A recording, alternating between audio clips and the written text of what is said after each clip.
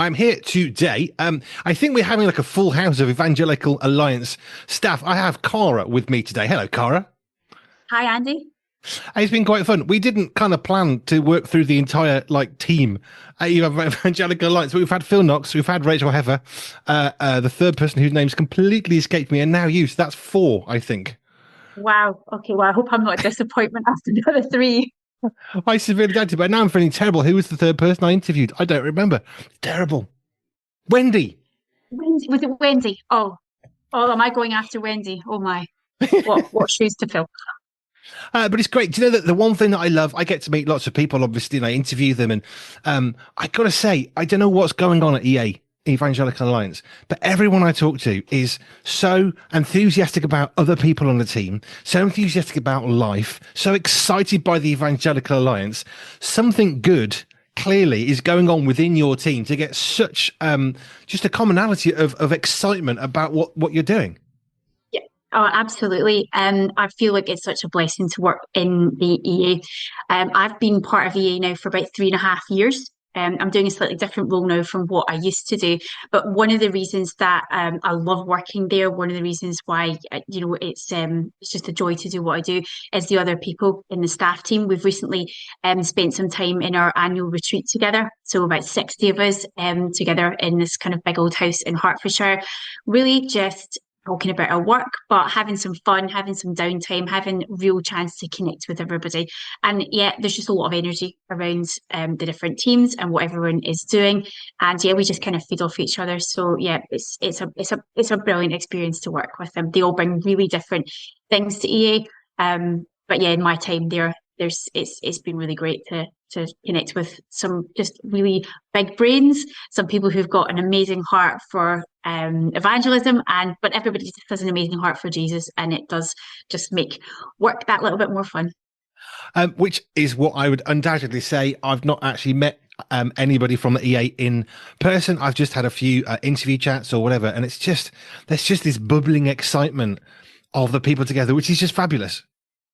Absolutely. And I think, I just think it's an organization that just has a really simple shared goal. To make Jesus known to everybody, and everybody knows what small part they play in that. Everybody knows what their role does to contribute towards that. And it's just so great to get together just to hear about just the different places and spaces that people have gone to, the people they've met, some of the encouragements, some of the stories. And I think it's a brilliant place to work, because being there and hearing from the people, particularly those who go out and speak to a lot of different people on Sundays, or who connect with a lot of organisations and churches, just such a challenge, to the kind of narrative that's out there that nobody's really interested in church, or Christianity's, for these sort of boring people over in the corner. I mean, we're far from that. And it just really shows from the stories that we hear from people just how willing people are to connect with us, how much they want to hear what we've got to say, and how much we can kind of just bounce ideas off each other as a staff team.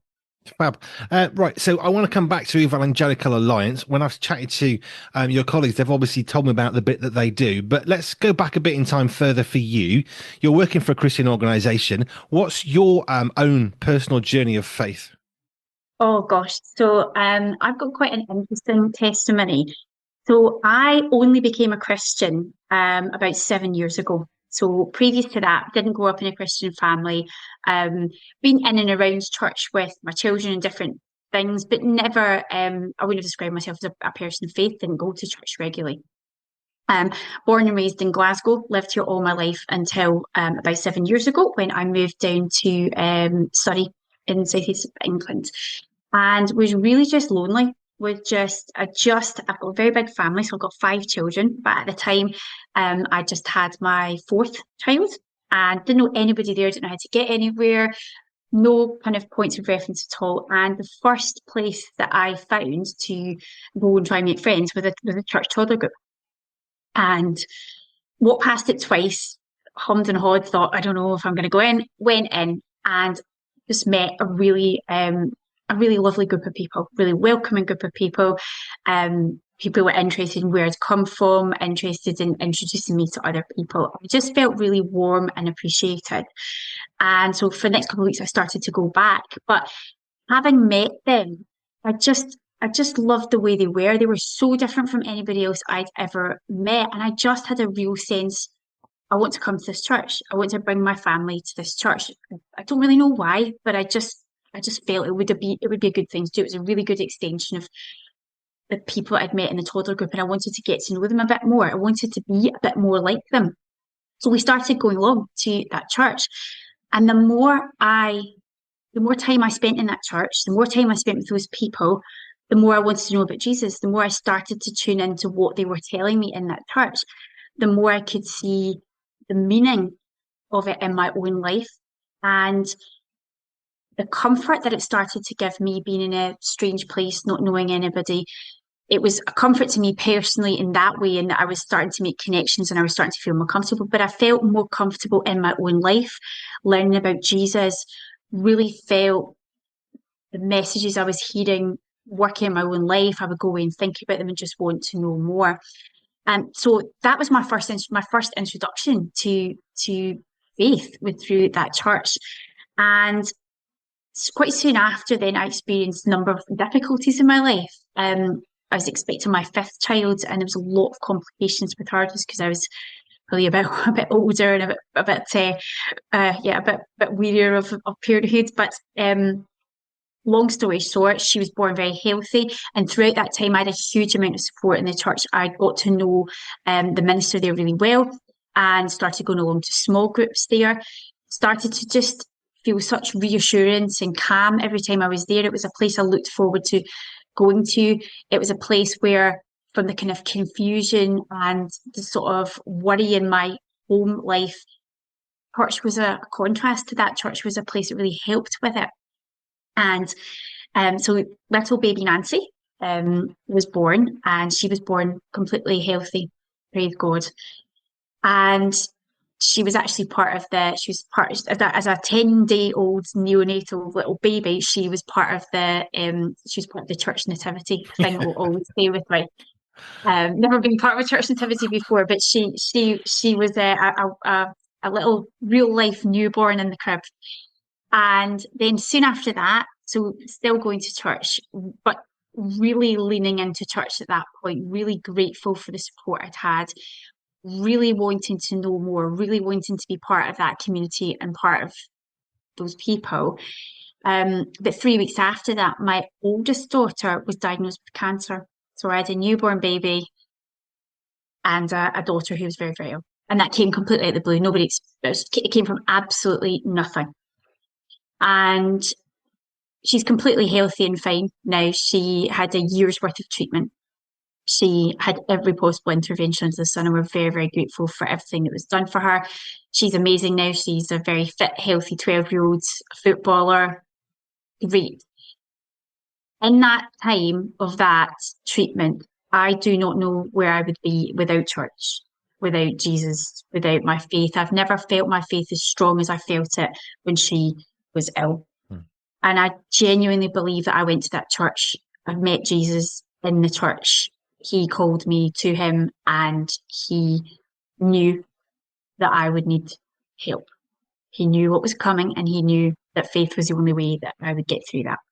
And I actually moved back to Glasgow at that point in time. So it was during COVID, and it was as much arranged to leave that church almost as it was to leave anything else. I'm still really connected to that church down in Surrey. I still go and visit them nearly every month. I'm really blessed in the way that I can do that. But I came to another church here in Glasgow. I had friends who were in church here who recommended Newton Mearns Baptist Church to me.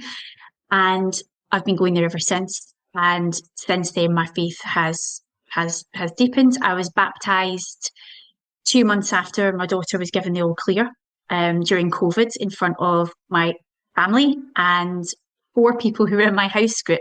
And when I say a house group, we never met each other because we couldn't meet each other. So the first time I ever met them was at my baptism. Oh, fab. So you were only allowed like 12 people there. And from that, I was working in banking and decided that I just had a real sense, I had a real energy after being baptised, as many people will tell you that they do.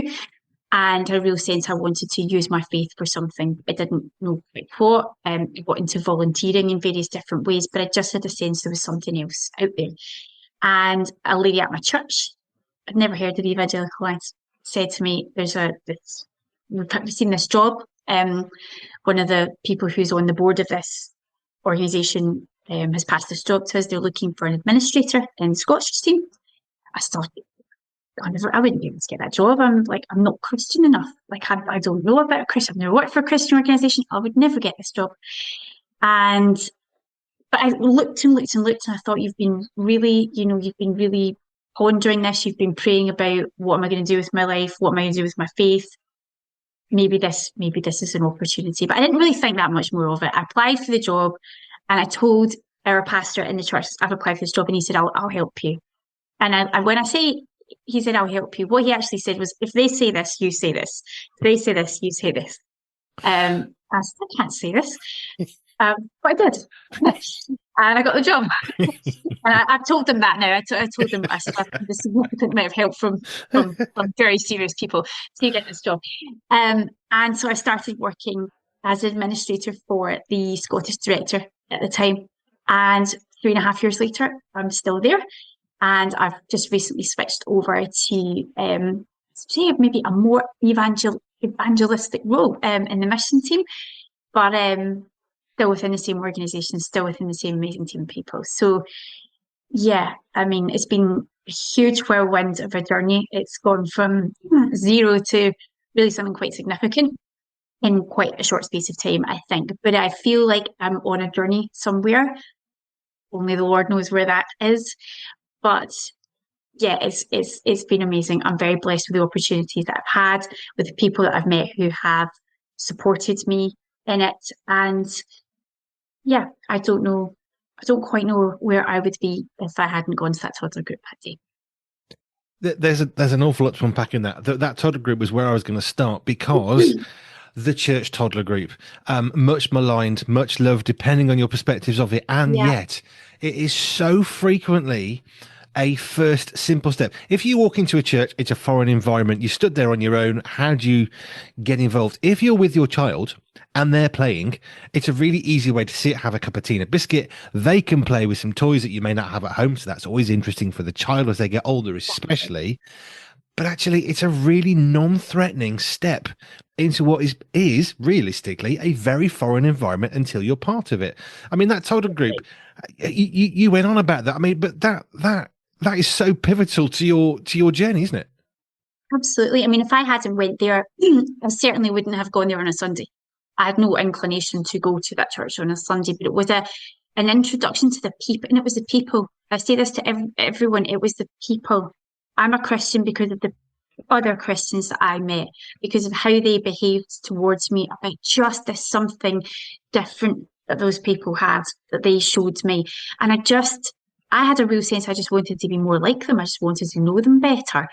And they were just really caring and really welcoming in a way that really, no one else really was. And at that particular point in my time, that was exactly what I was looking for. But very quickly, from liking them and liking the way they were, I started to really like what they had to say. So I think, is that open? If you're, I didn't know I was spiritually open, but I clearly was. And to be able to connect with people that I liked, that I trusted, and who took the opportunity to tell me about Jesus, I was completely, straight away, I was open to that message because I was open to them. I was thinking about I wanted to come on to the child who's now well, who had cancer, but you were talking about how tired you were and your fifth child. And I remember there was a time with our third son. We lost our third child, and our fourth child, our third son came along, and it was a really, really traumatic birth. They told me afterwards, we didn't want to scare you at the time, but there was every possibility that your son could have died and your wife could have died in that procedure. It doesn't happen that often, but somebody got turned and twisted and confused. Yep. I remember how exhausted we were at that point, and until you've been there, and I recognize some of what you were talking about. Until you've had that sort of exhaustion, that sort of traumatic stuff, it's very hard to paint the picture of just how difficult it is to get up in the morning and get a glass of water, because you have to physically process so hard getting a glass and sticking it under a tap, because your brain's gone. And we sort of joke about new parent tiredness. It's very real. But there's other levels. But I love how through all of that, as your life, you're sort of getting deeper and deeper into a black hole, I suppose, of difficulty. Yeah, Yet God was there leading you to him. And at that most difficult moment, as you get that diagnosis, I can kind of picture some of that, having had a child who's had some real long-term illness. yeah, It's really hard. But in that moment, that's where in our weakness, then God's strength, God's light, God's hope, God's peace, that then starts to come through. absolutely. Um, for people who are listening or watching this and saying, "I've just had a diagnosis, my child has got Yeah, whatever illness. yeah, I don't know Jesus. Why would you help me? How can you? What can you say? Having been through the pain you've been through, so you've been through a real struggle. How can you yeah. encourage others to look to God?" It's so difficult because, it's one of those things at the time you just can't make sense of anything. You can't process anything. You're on a one level, you're processing the information you've been given, but on the other hand, you're really not, because you're entering into a world that's unfamiliar. People are telling you all different things, and it doesn't feel real. It feels like it's happening to somebody else.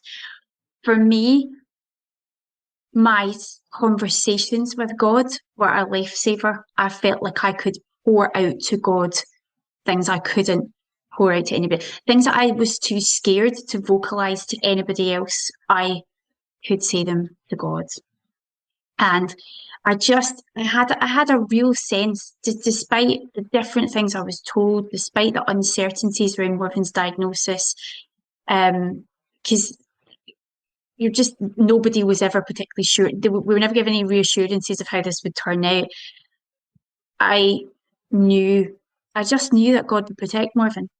I just had this real sense that God was with me, was with us, and that he would protect Morven. I couldn't. You could go round in circles. Why did this happen to us? Why did this have to happen to Morven? And I didn't really allow myself to go there. I just, in my conversations with God, I knew that he would protect Morven.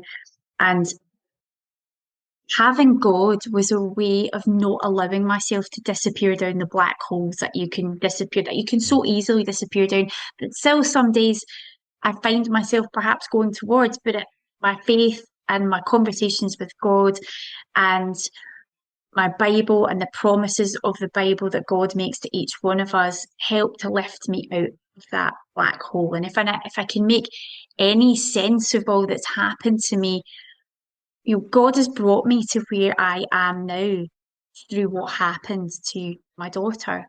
Now, I don't know why.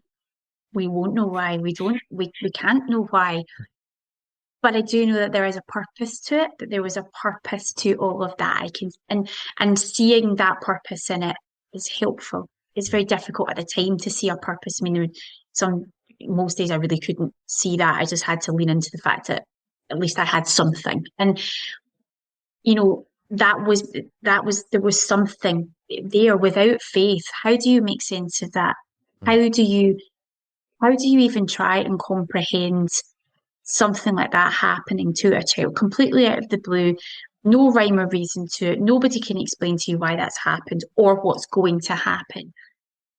Without something to anchor that to, I cannot imagine where you would go.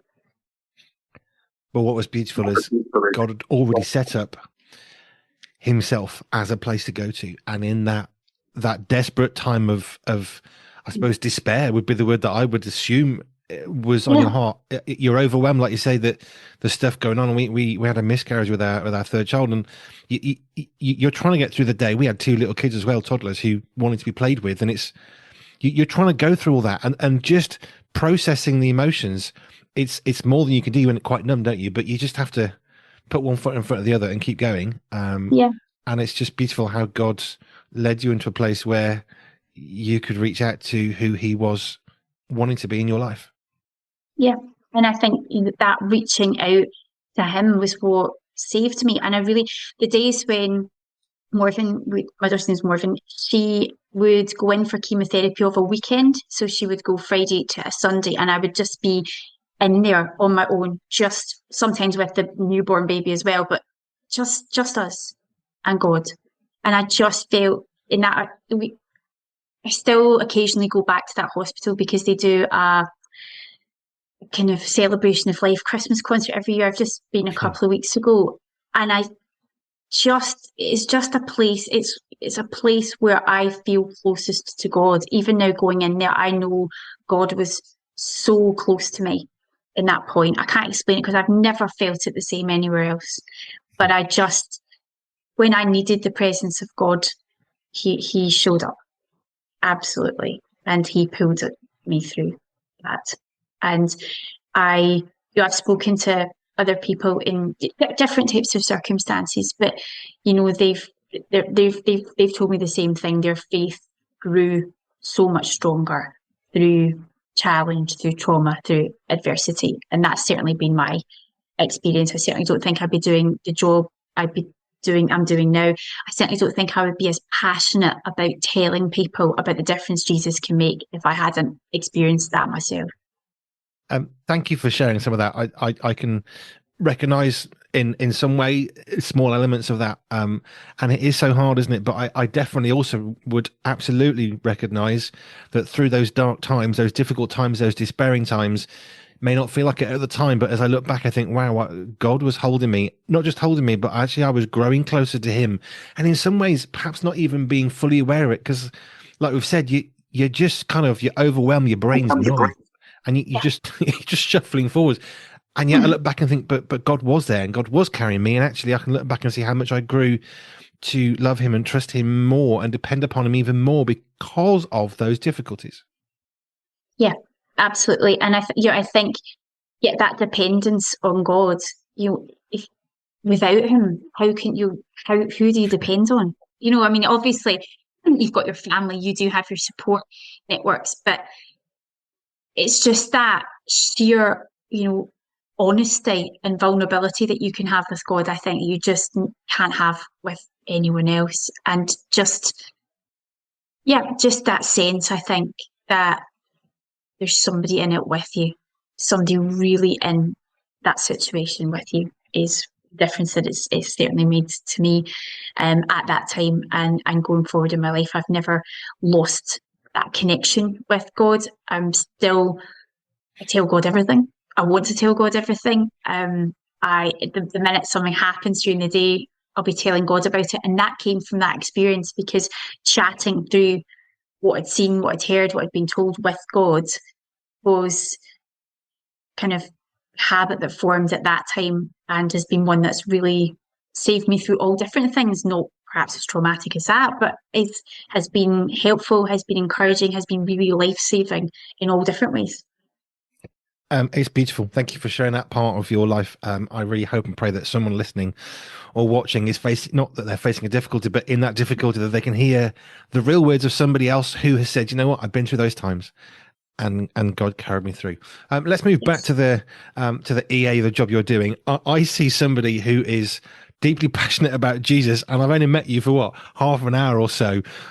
Just tell us more about the role that you're actually doing. So you started as admin for the Scottish Director. Now you're working in get the wrong word, evangelism, leading to the vowel, evangelism with Rachel. So just tell us more about Yeah. the role that you're doing.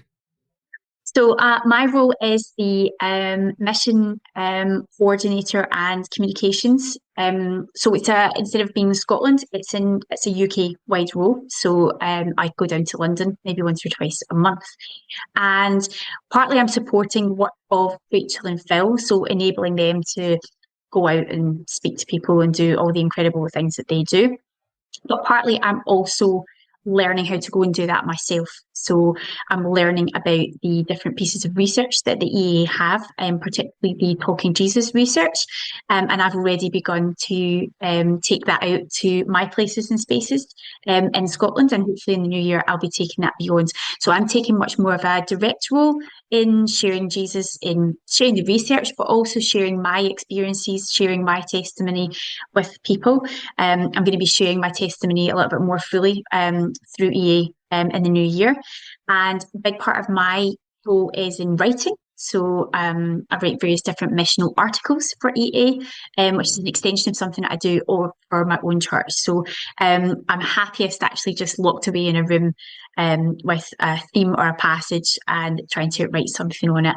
But in each of the types of things that I write, I can't do the sort of highbrow theological pieces. I'm very much more about trying to share my own heart, trying to share my own experiences. So trying to make kind of what I write relatable to people who are exploring Jesus. Perhaps there are people who've had Jesus in their life for a long time. Perhaps there are people who've never met Jesus. But trying to show my journey and trying to show the difference that Jesus can make and the difference that sharing Jesus can make to all sorts of people. And your journey to this point, I mean, your journey in faith, Christianity, religion, stuff, elements, it started because people were, how do I put this, were polite and respectful and kind Absolutely. and good and exhibiting the fruit of the Spirit to you. And that drew you towards Jesus, which just goes to prove how important we are as individuals in other people's lives. Absolutely. You know, I think it just all starts with people. And I was talking to somebody else about this the other day, and they were saying, I'd love to. Sometimes I wish I could share Jesus. I could talk to people about Jesus. I feel like I miss opportunities to talk to people about Jesus. And I said, you know what? I do that too. There's so many times I think, I want to say this, but I don't know how to. I said, but I think one of the best ways that we can share Jesus is by being ourselves, is by showing what as Christians makes us different, what makes us good people, bringing that little bit of Jesus to people in the way that we behave and in the way that we respond and just in the way that we connect with people. So sometimes all you have to do is just be yourself, and that's enough to bring people to Jesus. And that's what happened to me. I mean, the people speaking to me about Jesus was almost a secondary thing. That came later. But the reason I wanted to know more was because I connected with the behaviours and the discussions I had just with people just doing what they would do anyway. Which is what we see in the life of Jesus, right? He walked on the earth, he spoke to the religious leaders, but he also connected with people at the well and in a house and at a party. And he just was who he was. And people were attracted to literally the Jesus within inside him. I don't know how that works theologically, but you know, he literally was Jesus. And we carry some of that with us. So people can be attracted to the Jesus within us, which is exactly what Jesus did. Absolutely. And it's all about, I think as well, for me, it's just about almost trying to dispel some of the myths around Christians and around church. And I like to give my story because there was so many things about Christians and church I misunderstood before I became part of that community.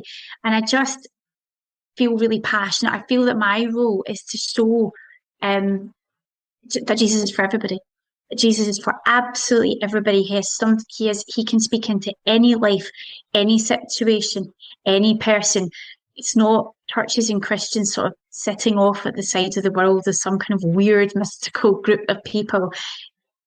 What they have and what they have to give is powerful for everyone. And if I can do a tiny little bit of sharing what I've gone through, sharing what I've experienced, if that can help to spark something in someone, then I think I think that's what I can add to EA. I think that's what I can add to, Christian and church life. Just thinking really practically for a moment in terms of what it is you're doing with EA. I mean, what is it you're actually providing that people can, hold like a pen? Yeah. What is it you're actually providing for people that can help them? So we've got a number of resources in EA, but the main those are for church leaders, but they're also just for people who are interested in exploring different aspects of faith.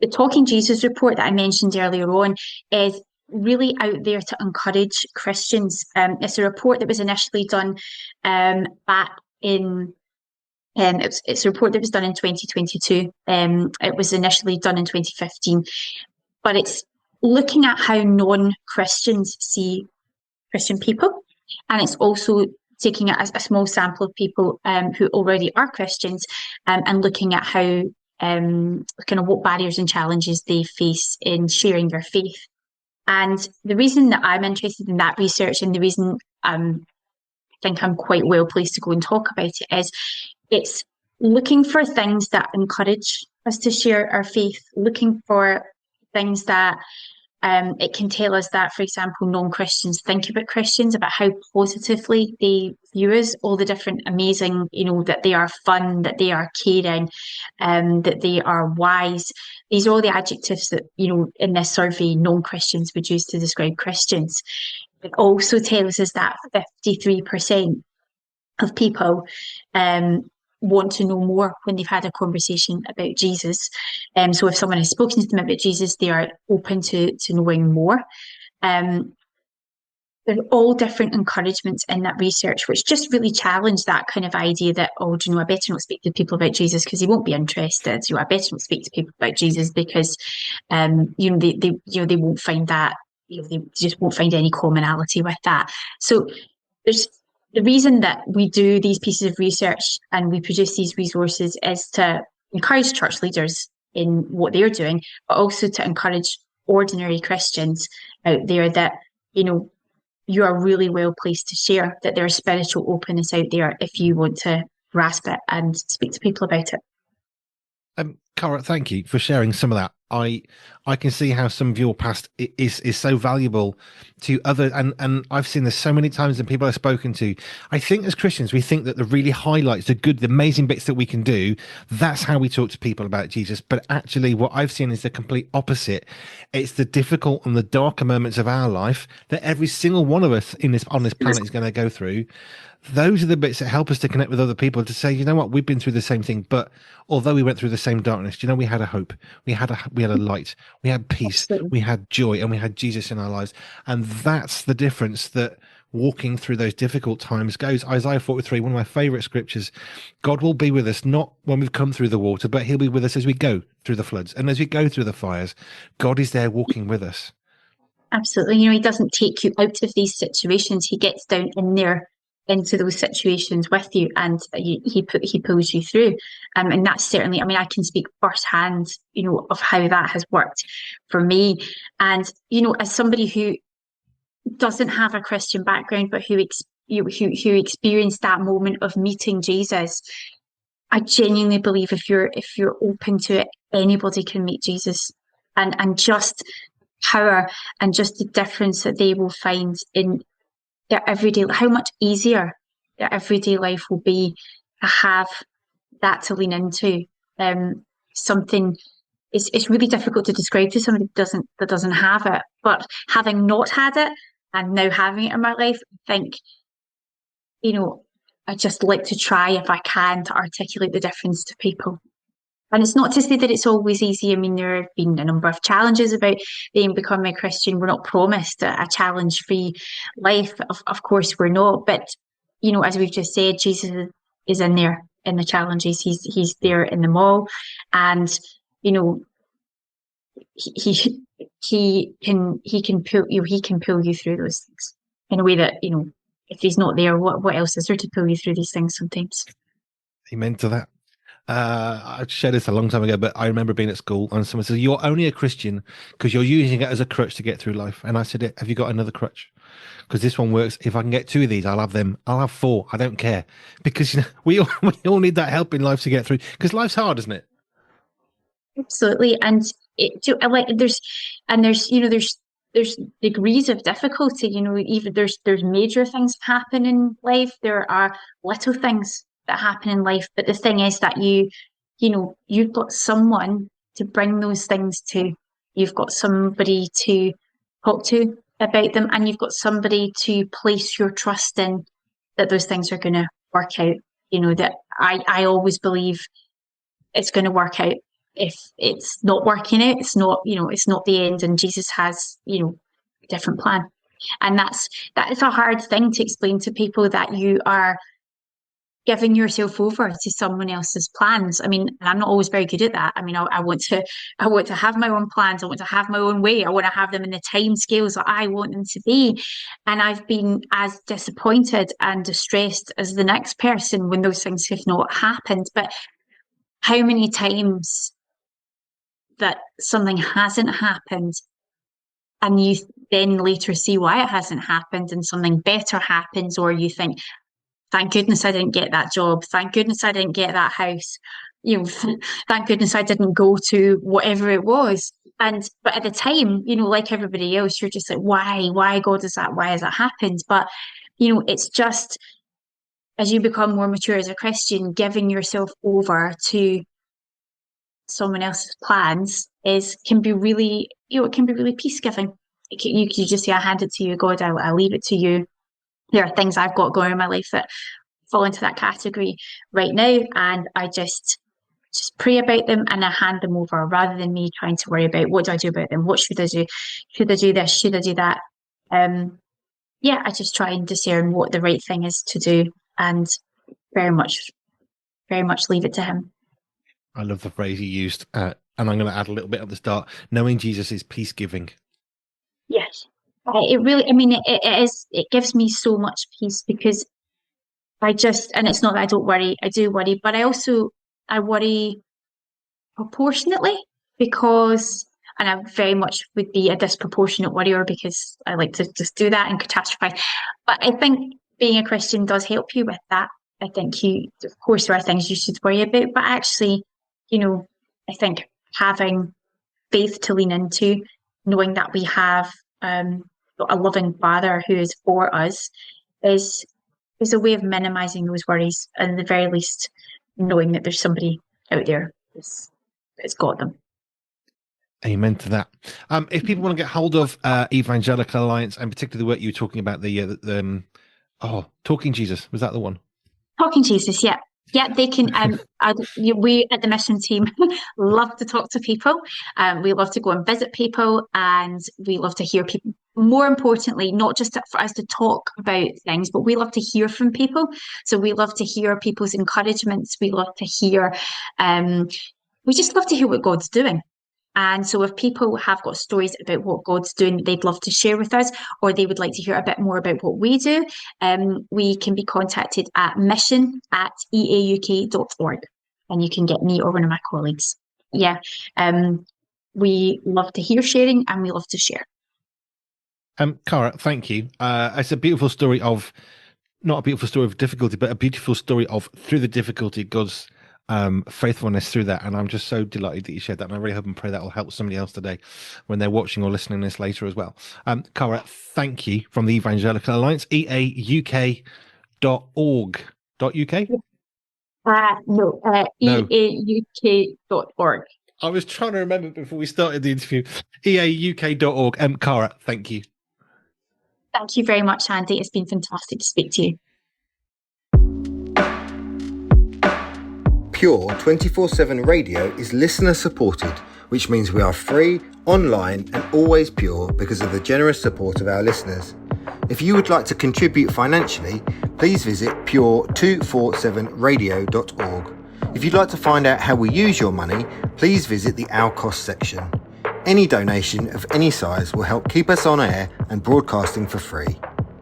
Thank you.